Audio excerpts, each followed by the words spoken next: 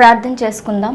మహోన్నతుడా, జీవాధిపతి, నీకు వేలాది స్తుతులు స్తోత్రములు చెల్లిస్తున్నామయ్యా. ఈ కార్యక్రమాన్ని వీక్షిస్తున్న ప్రతి ఒక్కరిని మీరు దీవించండి, ఆశీర్వదించండి. వారి బ్రతుకుల్లో ఒక గొప్ప కార్యమును నాయన కలగ చేయండి. వాక్యం వినిచుండగా వారి హృదయంలో నెమ్మదిని కలగ చేయమని యేసుక్రీస్తు అతి పరిశుద్ధ నామమున అడిగి వేడుకొని పొందుకొని ఉన్నాము తండ్రి, ఆమేన్. ప్రైజ్ లార్డ్ అండి. దేవుని నామంలో మీ అందరికీ నా వందనాలు తెలియచేస్తున్నాను. ఈరోజు దేవుడు మనకిచ్చిన వాక్కు పశ్చాత్తాపం, దాని యొక్క ప్రతిఫలం. ఈరోజు దేవుడు మనకిచ్చిన వాక్కు పశ్చాత్తాపం, దాని యొక్క ప్రతిఫలం. వాక్య ధ్యానం కోసం కీర్తనల గ్రంథము 6వ అధ్యాయం మనం చదువుకుందాము. దీంట్లో మొదటగా మనం చూస్తే ఈ అధ్యాయంలో దేవుడు మనకి ఏం తెలియచేస్తున్నాడంటే, ఈ కీర్తనలో ఒక గొప్ప వేదనతో దావీదు భక్తుడు మనకి తెలియచేస్తున్నాడండి. అలాగే తను ఒక వేదన గుండా ఎలా వెళ్తున్నాడో, తను ఎలా ప్రయాణం అవుతున్నాడో అనేది దేవుడు మనకి తెలియచేస్తున్నాడు. ఒకసారి 6వ అధ్యాయం మనం చదువుకుందాము.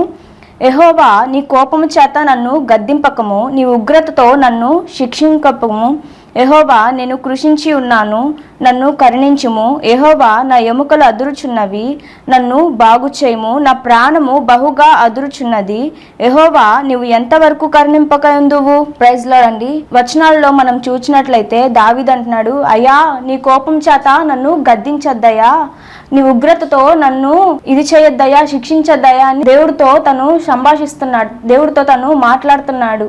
ఎందుకనంటే తను ఒక వేదన గుండా తన సిచ్యువేషన్ అలా ఉన్నప్పుడు తను ఏం చేయాలో తనకి అర్థం కానిటువంటి సిచ్యువేషన్లో దేవుడిని తను బ్రతిమలాడుకొంచున్నాడు. నీ ఉగ్రతతో నన్ను శిక్షించద్దు, ఎందుకంటే నేను కృషించి ఉన్నాను, నా ఎముకలు అదురుచున్నవి, నా ప్రాణము బహుగా అదురుచున్నది, కాబట్టి నీవు నన్ను గద్దించద్దు. మనం హెబ్రీ పత్రిక 12వ అధ్యాయం 5-6 వచనాలు మనం చూసినట్లయితే, మరియు నా కుమారుడా, ప్రభువు చేయు శిక్షను తృణీకరించద్దు, ఆయన నిన్ను గద్దించినప్పుడు విసుకద్దు, ప్రభువు తను ప్రేమించి వాడిని శిక్షిస్తాడు. అలాగే దావీదును కూడా దేవుడు ఎంతగానో ప్రేమించాడు కాబట్టి తన్ని మంచి మార్గంలో నడిపించడం కోసం తను అలాంటి సిచ్యువేషన్లోనికి దేవుడు నడిపించడం అలా జరిగింది. అక్కడ ఎంతగానో తను వేదన గుండా ప్రయాణం అవటం అక్కడ జరిగింది, మనం చూస్తూ ఉంటాము. దీనికి కారణం ఏంటంటే దేవుడి యొక్క ఉద్దేశం. దీని యొక్క ఉద్దేశం ఏంటంటే పరిశుద్ధంగా జీవించాలని. మనం ఉదాహరణగా చూసినట్లయితే లూకాసు వార్త 15వ అధ్యాయం 17-22 వచనాలు మనం చూసినట్లయితే తండ్రి కుమారులు అక్కడ ఉంటారండి. ఎంతో ధనవంతుడైన తండ్రి అక్కడ మనం చూస్తాము. అలాగే కుమారులు ఉంటారు, 2 కుమారులు. తను చిన్న కుమారుడు వచ్చి తన తండ్రి దగ్గరికి, నీ ఆస్తిలో నాకు రావాల్సిన నా భాగము, నా సగభాగము నాకు ఇచ్చేసేయి, నేను బ్రతుకుతాను, నేను జీవిస్తాను, ఈ లోకంలో నేను బ్రతకగలను అని చెప్పి తనకు రావాల్సిన తన భాగం అంతటిని తీసుకొని తను విడిచి తన తండ్రి ఇంటిని విడిచి వెళ్ళిపోతాడు. అయితే తను వెళ్ళిన ప్రాంతంలో తను తీసుకొచ్చిన ఆస్తిలో భాగం మొత్తం, తను తెచ్చుకున్న ధనం అంతటిని ఖర్చు పెట్టేసి మొత్తం అయిపోయిన తర్వాత ఆ ఊర్లో కరువు రాగానే ఏం చేస్తాడో, తనకి ఏం చేయాలో అర్థం కాక తను ఒక వ్యక్తి దగ్గరికి వెళ్ళి, నాకు నీ దగ్గర పని ఉంటే నాకు ఇవ్వు, నేను చేస్తాను అని తనని అడుగుతాడు. అడిగినప్పుడు నా దగ్గర అయితే పని అయితే ఏం లేదు, ఆ పందుల్ని మేపని చెప్పి తను ఒక ఇదిగా తనని హేళనగా మాట్లాడతారనమాట. అయితే తను పందుల దగ్గరికి వెళ్ళి ఆ పని చేస్తున్నప్పుడు తన తండ్రి ఇల్లు మళ్ళీ తనకి గుర్తొస్తుంది. ఎందుకని, నా తండ్రి దగ్గర అనేకులు పనివారు వచ్చి జీతానికి పని చేస్తారే, కానీ ఇప్పుడు నేను నా తండ్రిని విసర్జించి ఇలా దూర ప్రాంతం వచ్చి ఇలా ఇన్ని కష్టాలు పడుతున్నానే అని చెప్పి ఎంతగానో తను బాధపడతాడు, ఎంతగానో తను అక్కడ పశ్చాత్తాప పడతాడు. అయ్యో, నేను ఇప్పుడు మరలా తిరిగి నేను నా తండ్రి దగ్గరికి వెళ్తే నా తండ్రి నన్ను చేర్చుకుంటాడా అని తను ఎంతగానో వేదన పడతాడు. అక్కడ కూడా తను ఇప్పుడు తన కుమారుడు మళ్ళీ వస్తాడేమో అని చెప్పి తన తండ్రి కూడా అక్కడ ఎదురు చూస్తూ ఉంటాడండి. తన కుమారుడు మళ్ళీ వెళ్ళినప్పుడు తన తండ్రి దగ్గరికి ఆ కుమారుడు అనుకుంటాడు, నేను మొదటగా వెళ్ళినప్పుడు నా తండ్రిని క్షమాపణ అడగాలి, పశ్చాత్తాప పడాలి, కనీసం ఇక్కడ నేను పనివానిగా ఉండటానికి నాకు చోటి అని తన తండ్రిని అడగటానికి అక్కడ ఇది చేస్తాడు. అలాంటి సిచ్యువేషన్లో తను మళ్ళా తిరిగి తన ఇంటికి వెళ్తాడు. వెళ్ళినప్పుడు అక్కడ ఏమైందంటే తన తండ్రి ఈ కుమారుడు ఊహించిన దానికంటే అక్కడ మరలా మంచిగా తనని క్షమించి తనని మరలా తన కుమారుడిగా స్వీకరిస్తాడు.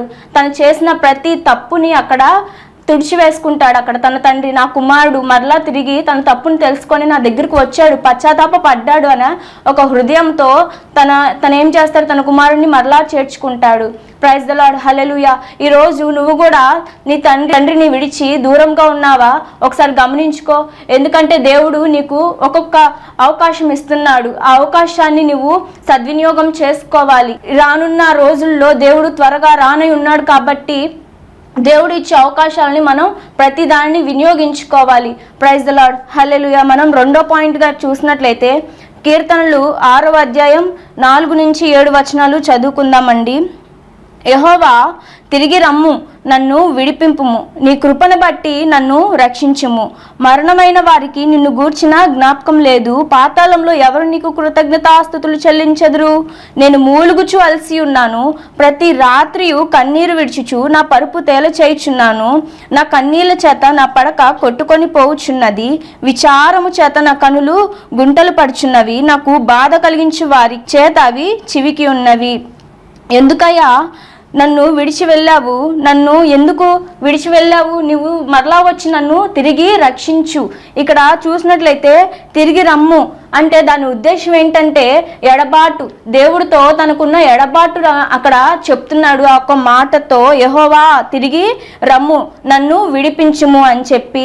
అలాగే విడిపించుము అంటే తను అక్కడ ఏదో ఒక బందీఖానాలో ఉన్నట్టు, అక్కడ చెరసాలలో బంధించబడినట్లు, తను ఏదో తనని ఇంకా ఎవరో ముట్టుకున్నట్లు, ఇంకా తనని ఎవరో అక్కడ బంధించేసినట్లు, బందీఖానాలో ఉన్నట్టు తను ఫీల్ అయ్యి, దేవా నన్ను విడిపించాయా, తిరిగి రా, నన్ను నా దగ్గరికి వచ్చి తిరిగి వచ్చి నన్ను విడిపించు ఈ బందీఖానాల నుంచి అని చెప్పి అక్కడ బ్రతుములాడుకుంటున్నాడు. ఇక్కడ 3వ పాయింట్గా మనం చూసినట్లయితే రక్షింపుము అని మనం చూస్తున్నామండి.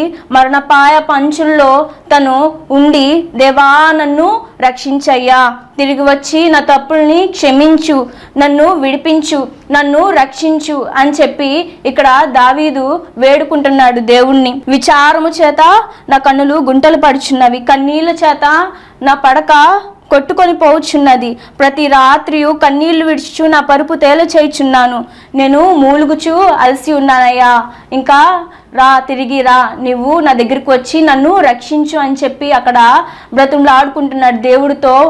తన యొక్క పశ్చాత్తాపము అక్కడ తెలుస్తుందండి, మనం గుర్తించవచ్చు. ఉదాహరణకి మనం చూసినట్లయితే హిజ్కియా కూడా సేమ్ ప్రార్థన చేశాడు ఇలాగే, అయ్యా నన్ను రక్షించు, నన్ను కాపాడు అని చెప్పి నీవు మరణం అవుతావు అని చెప్పి దేవుడు చెప్పినప్పుడు తను ఎంతగానో దేవుడి దగ్గర గోజాడాడు, అయ్యా నన్ను రక్షించయ్యా, నన్ను కాపాడయ్యా అని చెప్పి తను అడిగినప్పుడు దేవుడు ఏం చేశాడు, తను ఆయుష్కాలమును పొడిగించాడు. 15 సంవత్సరాలు తన ఆయుష్కాలము పొడిగించబడింది. 2వ రాజులు 20వ అధ్యాయంలో మనం చూస్తామండి, 1-4 వచనాల వరకు. మనం తర్వాత చూసినట్లయితే ఇప్పుడు దాకా తను బ్రతుములాడాడు, ఇప్పుడు ఏం చేస్తున్నాడంటే యెహోవా నా రోదన ధ్వని విని ఉన్నాడు. ప్రైజ్ ద లార్డ్, హల్లెలూయా. పాపము చేయవారులారా మీరందరూ నా యొద్ద నుండి తొలగిపోవుడి, యెహోవా నా విన్నపమును ఆలకించి ఉన్నాడు, నా ప్రార్థన అంగీకరించి ఉన్నాడు. నా శత్రువులందరూ సిగ్గుపడి బహుగా అదురుచున్నారు, వారు ఆకస్మికముగా వచ్చినప్పుడు సిగ్గుపడి వారు మరలా వెనక్కి మళ్ళుతారు అని చెప్తున్నాడు. ఇందులో దేవుడు ఇప్పుడు దాకా ఎంతగానో తను ఏం చేశాడు, బాధపడి వేదన పడి చింతించి దేవుడి దగ్గర దుఃఖించి తన యొక్క బాధను మొత్తం, తన యొక్క విచారణ మొత్తం దేవుడికి చెప్పుకొని ప్రశాంతంగా ఇంకా లేచి ఏమంటున్నాడు, దేవుడు ఇంకా నా రోదన విని ఉన్నాడు కాబట్టి నేను ఇంకా ప్రశాంతంగా ఉండొచ్చు. ఎందుకంటే తన యొక్క ప్రతి బాధని, ప్రతి ఒక్క నిట్టూర్పుని దేవుడి దగ్గర పెట్టేశాడు, ఇంకా తన తండ్రి దగ్గర ఇంకా పెట్టేశాడు. ఇప్పుడు మనకి ఎగ్జాంపుల్ మనం ఏం చూస్తామంటే, ఇప్పుడు మన కుమారులు ఉన్నారు, కుమారులు కానీ ఏం చేస్తారు, తనకి ఏమైనా కావాలంటే తన తండ్రి దగ్గరకు వచ్చి నాకు ఇది కావాలి, నాకు ఇలా చెయ్యి అని చెప్పి బాగా విసిగించి ఏడిచి తనని ఏం చేస్తాడు, మనం ఇచ్చేదాకా వాళ్ళు ఏం చేస్తారు, ఏడుస్తారు. అలాగే దేవుడు కూడా ఇక్కడ దావీదు యొక్క ఏడుపుని విని తన యొక్క మొరను ఆలకించి ఇది చేశాడండి. ప్రైజ్ ది లార్డ్, హల్లెలూయా. ఇక్కడ 6వ అధ్యాయం 6వ వచనం మరలా చూసినట్లయితే, నేను మూలుగుచు అలసి ఉన్నాను, ప్రతి రాత్రి నా కన్నీరు విడిచుచు నా పరుపు తేల చేయుచున్నాను. ఉదాహరణకి మనం చూస్తాము, యోబు జీవితంలో కూడా తను ఎంతగానో అవమాన పరిస్థితుల్లో తను వెళ్ళాడు, తన భార్య తనని చెదిరించుకుంది, తను ఎంతమంది స్నేహితులు అవమానించినా కూడా తను దేవుడిని మాత్రం విడిచిపెట్టలేదు. ఎందుకంటే నా దేవుడు నా పట్ల ఉన్నాడు, ఖచ్చితంగా దేవుడు ఇప్పుడు కార్యం చేయకపోయినా నా జీవితంలో తర్వాత మరలా నేను కోల్పోయినవన్నీ మరలా నాకు దేవుడు దయచేస్తాడు, మరలా నాకు దేవుడు దాన్ని అనుగ్రహిస్తాడని చెప్పి తన యొక్క గట్టి విశ్వాసంతో తను అలా ఉన్నాడండి. అయితే మనం యోబు 42:10 మనం చూస్తాము, తను ఎప్పుడైతే అలా దేవుళ్ళో నిలిచి ఉన్నాడో రెండంతలుగా దేవుడు తనని మరలా తిరిగి కోల్పోని అన్ని మరలా ఆశీర్వదించాడు. దేవుడు గద్దించు మనుషులు ధన్యులు. కాబట్టి మనము దేవుడు గద్దించాడని చెప్పి మరలా దేవుడు నాకు ఏం చేశాడు, దేవుడు నా పట్ల ఏం చేయలేదు కదా, నేను ఎందుకు ప్రార్థన చేయాలి, ఎందుకు పశ్చాత్తాప పడాలి, నేను ఇంత నా లైఫ్ ఇంతే అని చెప్పి మనం ఇష్టం వచ్చినట్లు మనం అలా ఉండకూడదండి. 3వ పాయింట్గా మనం చూసినట్లయితే ప్రార్థన యొక్క ఫలితాలు. ఇప్పుడు మనం చదివాం కదా 6వ అధ్యాయం 8-10 వచనాలు, యెహోవా నా రోదన ధ్వని విని ఉన్నాడు అని చెప్పి దావీదు అంటున్నాడు. పాపం చేయవార్లారా మీరందరూ నా యొద్ద నుండి తొలగిపోడి, యెహోవా నా విన్నపమును ఆలకించి ఉన్నాడు, యెహోవా నా ప్రార్థన అంగీకరించి ఉన్నాడు. నా శత్రువులందరూ సిగ్గుపడి బహుగా అదురుచున్నారు, వారు ఆకస్మికంగా సిగ్గుపడి మరలుదురు. యోనా జీవితంలో చూసినట్లయితే దేవుడు ఒక ప్రాంతానికి వెళ్ళమంటే ఇంకో ప్రాంతానికి తను వెళ్ళాడండి యోనా కూడా. అప్పుడు ఏం జరిగింది, దేవుడు తీసుకొచ్చి సముద్రంలో పడేశాడు యోనాని.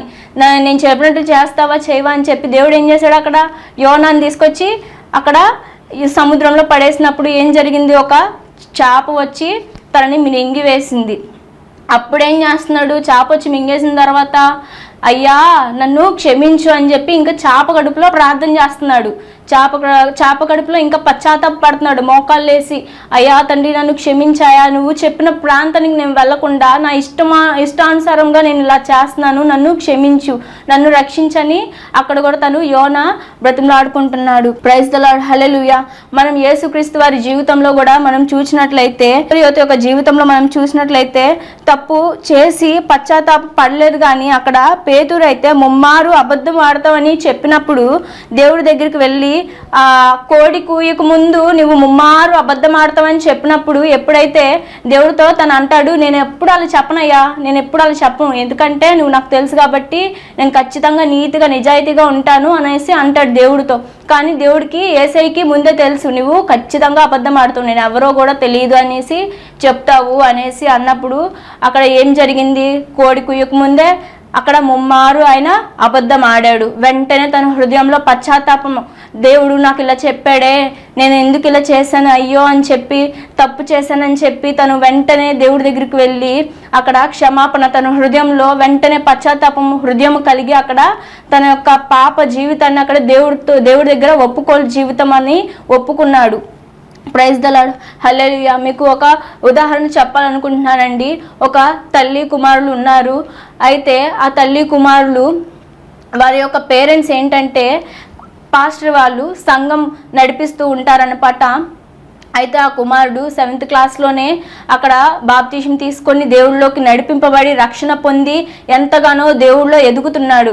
అయితే తన చిన్ననాటి నుండి వాయిద్యాలు వాయించడం కానీ, బైబిల్ని చదవటం కానీ, ఎంతగానో దేవుని యందు భయభక్తులు కలిగిన జీవితము, దేవుడంటే ఎంతగానో ప్రీతికరంగా తన మార్గంలో కూడా దేవుడు ఏం చెప్తే ఖచ్చితంగా నేను అదే చేయాలని చెప్పి అట్లాంటి గొప్ప విశ్వాసంతో ఉన్నాడు. ఒకవేళ మనం బైబిల్ కింద పెట్టినా కూడా తన జీవితంలో ఏంటంటే అయ్యో ఇలా దేవుడిని పక్కన పెట్టేసారు ఏంటని చెప్పి మరలా తీసుకొని ఆ బైబిల్ని ఇలా హత్తుకొని అయ్యో అని చెప్పి తన హృదయంలో పశ్చాత్తాపం పడతాడు.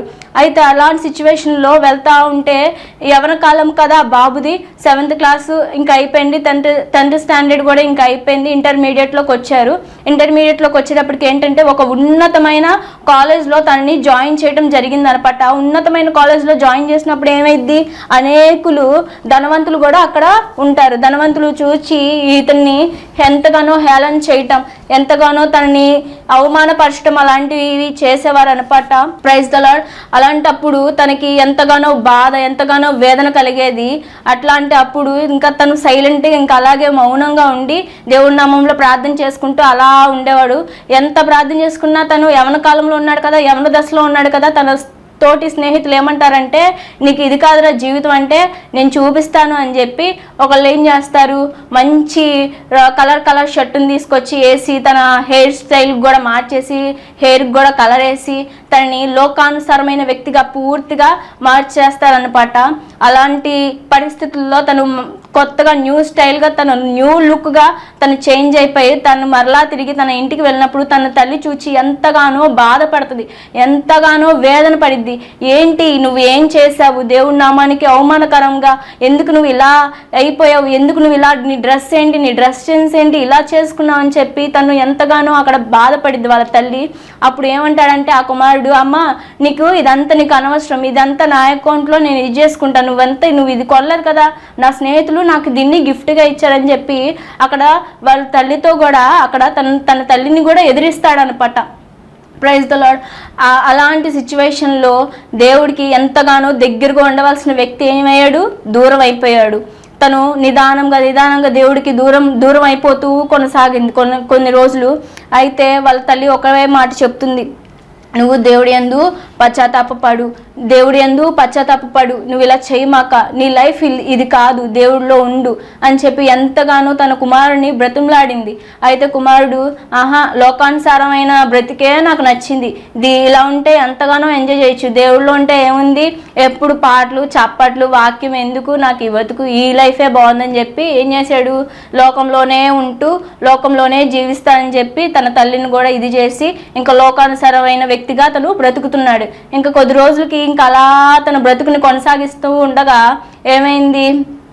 ఏమైందంటే తను ఒక జబ్బు చేసిందండి. ఎంతగానో బలహీనం అయిపోయాడు, ఎంతగానో ఇంకా మంచం మీద పడిపోయి తను లేవలేనటువంటి పరిస్థితుల్లోకి తను ప్రయాణం అయ్యాడు. ఇంకా తను కనీసం లెగిసి తన మంచినీరు గ్లాస్ కూడా పట్టుకోలేనటువంటి పరిస్థితుల్లో తను ఉన్నాడు. ఇంకా అయితే వాళ్ళ తల్లి ప్రార్థన చేస్తుంది, అయ్యా ఏంటయ్యా నా కుమారుడు ఎందుకయ్యా ఇలా అయిపోయాడు అని చెప్పి, ఏంటి తిని యొక్క బలహీనత ఏంటి, తిన్ని బ్రతికించు, తిన్ని స్వస్థపరచు, తిన్ని బాగు చేయి అని చెప్పి ఎంతగానో ప్రార్థన చేస్తుంది. అయితే ఈ తల్లి ఏం చేసిందంటే, అంతకుముందు దాకా ఈ లోకానుసారంగా బ్రతికినప్పుడు, అయ్యా ఎందుకయ్యా నాకు ఈ కుమారుడు వద్దు, నువ్వు తీసేసుకో, ఇంకా ఎందుకు నీ మార్గంలో నీ నామానికి ఇంకా అవమానకరంగా ఉన్నప్పుడు లోకంలో ఇంకా ఇటువంటి వాడు బ్రతకకూడదు, వద్దు నువ్వు వీడిని తీసేసుకో అని చెప్పి, వీడిని చంపేసాయని చెప్పి ప్రార్థన చేస్తుంది. అయితే ఎప్పుడైతే అనారోగ్య పరిస్థితుల్లోకి వెళ్ళి మంచం మీద పడ్డాడో మళ్ళీ ఏం ప్రార్థన చేస్తుంది, అయ్యా నా కుమారుడికి ఏమైంది, నా కుమారుడిని స్వస్థపరచు, నా కుమారుడిని బాగు చెయ్యి అని చెప్పి ఎంతగానో ప్రార్థన చేస్తుంది అనమాట. అట్లాంటి పరిస్థితుల్లో దేవుడు ఆ తల్లిని దర్శించి, నువ్వు పలానా హాస్పిటల్కి తీసుకెళ్ళి తనకి ఇలాంటి టెస్టులు అన్నీ చేపించు అని చెప్పి తనకు ఒక చక్కని ఆలోచన చెప్పి తనని నడిపిస్తాడనమాట. హాస్పిటల్కి తీసుకెళ్ళినప్పుడు మొత్తం చెకప్లు అన్నీ టెస్టులు అన్నీ చేసేసిన తర్వాత ఏమైంది, ఇంకా ఆ టెస్టులు అన్నీ చూసిన తర్వాత క్యాన్సర్ అని, ఆ బాబుకి క్యాన్సర్ అని తెలిసింది. ఇంకా అప్పుడు దాకా ఇంకా లోకంలో తిరిగినప్పుడు తను ఏ బైబిల్ని అయితే తన హృదయం వైపు అద్దుకొని, ఇది దేవుడిని ఇలా కింద పెడతారేంటని ఎప్పుడైతే తను బాధపడ్డాడో మళ్ళీ అదే చేతులతో తన బైబిల్ని తీసుకెళ్ళి చలిమంటల్లో కాచుకోవటానికి అలా వేసేవాడండి. అలాంటి దౌర్భాగ్యపు స్థితిలోనికి తను వెళ్ళాడు. ఇప్పుడు మంచం మీద పడుకొని అయ్యో ఏంటి ఇలా నా సిచ్యువేషన్ ఏంటని ఆలోచించాలా, అలా ఆలోచించట్లేదు. అమ్మా ఎందుకు నాకు ఇలా జరిగింది, ఇంకా తీసుకుపోదాం, నన్ను ఇంటికి తీసుకుపోని పదా, ఏదైతే అది అయింది, నేను ఇలాగే ఉంటాను అనేసి తను మాట్లాడుతున్నట్టు తన తల్లితో తను సంభాషిస్తున్నాడు. అయితే తన తల్లి ఒకటే ప్రార్థన చేస్తుంది, తను అయ్యా నా కుమారుడిని బ్రతికించు, ఒకే ఒక మాట, నా కుమారుడిని బ్రతికించయ్యా అనేసి ప్రార్థన చేస్తుంది. అలాంటి సిచ్యువేషన్లో తనకు క్యాన్సర్ అని కూడా తనకి తెలియదండి, ఆ కుమారుడికి తెలియదు. హాస్పిటల్లో అయితే తను ఒక మెడికల్ కాలేజ్లో తను జాయిన్ అవ్వడం జరిగింది అనమాట. అయితే ఒక డాక్టర్ గారు వచ్చి ఆ కుమారుడి దగ్గర నుంచినప్పుడు, డాక్టర్ నాకు ఏమైంది, నా సిచ్యువేషన్ ఏంటో నాకు చెప్పండి, నేను దాన్ని తీసుకోగలను అని చెప్పి ఆ బాబు, ఆ కుమారుడు ఆ డాక్టర్ని అడిగినప్పుడు ఆ డాక్టర్ చెప్తాడు, అయ్యా నీకు క్యాన్సర్ వచ్చింది, ఇంకా నువ్వు ఎక్కువ రోజులు బ్రతకవు, ఇంకా కొద్ది రోజుల్లో నువ్వు చనిపోతావు అనేసి చెప్పాడు అనమాట. అయితే క్యాన్సర్ వార్డులో పెట్టాడు. క్యాన్సర్ వార్డులో ఇంకా బోర్డులో ఇంకా ఈ బాబు పేరు కూడా ఇంకా ఎక్కించారు, నమోదు చేశారు. ఇంకా అయితే ఏమైంది, ఈ తల్లి బాధపడుతుందయ్యా, నేను నా కుమారుని ఇలాంటి సిచ్యువేషన్లో నేను చూడాలనుకోలేదు కదా, ఇలాంటి పరిస్థితుల్లో నేను నా కుమారుని చూడాలనుకోలేదు కదా, కానీ ఏంటయ్యా ఇలా ఉంది, నేను నా కుమారుడి పేరు ఒక టీవీ ప్రసంగంలో లేకపోతే ఒక ప్రార్థన పరిచర్య వారి టీంలో నేను చూడాలనుకున్నాను, కానీ ఏంటి నా కుమారుడి సిచ్యువేషన్ ఇలా ఉంది, నా కుమారుడి పరిస్థితి ఏంటి ఇలా దిగజారిపోయిందని చెప్పి ప్రార్థన చేసుకుంటుంది. అయితే ఎప్పుడైతే ఆ డాక్టర్ గారు వచ్చి తను ఇది చేశాడో ఇంకా వెంటనే పశ్చాత్తాపం. ఆ తల్లి ఒకే బైబిల్ ఇచ్చి తన హృదయం వైపు పెట్టుకొని నువ్వు ప్రార్థన చేయి, నువ్వు దేవుడిని అడిగినప్పుడు దేవుడు ఖచ్చితంగా నిన్ను స్వస్థపరిచి నుండి బాగు చేస్తాడన్నప్పుడు తన హృదయంలో వెంటనే పశ్చాత్తాపం కలిగిందండి. ప్రార్థన చేసుకున్నాడు. ప్రార్థన చేసుకోగానే వెంటనే దేవుడు ఆశీర్వదించి తనని మళ్ళా తిరిగి లేవనెత్తాడు. తనకున్న ప్రతి బలహీనతని తీసి తనని దీవించి మళ్ళా తన నూతనంగా తన జీవితాన్ని ప్రారంభించడానికి దేవుడు ఎంతగానో కృప చూపాడు. Praise the Lord. దీన్ని మనం గమనించి మన సిచ్యువేషన్ కూడా ఎలాంటి పరిస్థితుల్లో కూడా మనం మేల్కొని దేవుడు ఖచ్చితంగా నా పట్ల ఉన్నాడు, గొప్ప కార్యం చేస్తాడని తెలుసుకొని దేవుడిలోనే మెలకు కలిగి ఉండాలి. ఈ వాక్యమును దేవుడు దీవించును గాక. ప్రార్థన చేసుకుందాం. మహోన్నతర జీవాధిపతి నీకు వేలాది స్తుతులు స్తోత్రములు చెల్లిస్తున్నాం. ఈ విన్న వాక్యమును అందరినీ నాయన వారి హృదయంలోనైనా పదిలపరచండి, దీవించండి, ఆశీర్వదించండి. ఆయన మేలు చేత నింపమని యేసుక్రీస్తు అతి పరిశుద్ధ నామమున అడిగి వేడుకొని పొందుకొని ఉన్నాము తండ్రి. ఆమేన్.